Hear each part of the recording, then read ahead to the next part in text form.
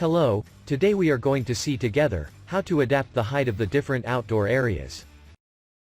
In the exterior step on Cedreo, it is possible to play on the heights of the drawn areas. By default, each zone has dimensions which allow them to overlap each other. There is a notion of elevation, which corresponds to the distance from the ground, and a notion of height, which corresponds to the thickness of the zone. The lawn, for example, is an area that, by default, is stuck to the grid since it is at 0-inch elevation and 0.5-inch height. So basically, any other type of outdoor area will be above the lawn. A driveway, for example, will be at 0.75 elevation and will be 1 inch high. The terrace will be 3.75 inches high.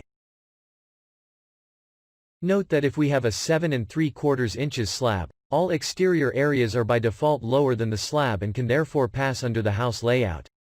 To simulate height differences between exteriors, we will have to play with the elevations of our zones. Here, for example, at the terrain boundary, we will simulate in 2 feet and 7.5 inches elevation. We create a lawn zone and then in the options on the right we raise it to 2 feet and 7.5 inches.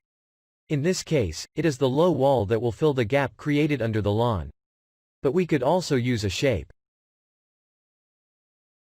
That's it. Now, it's your turn. You can contact us if you have any question. The support team is always there to answer you.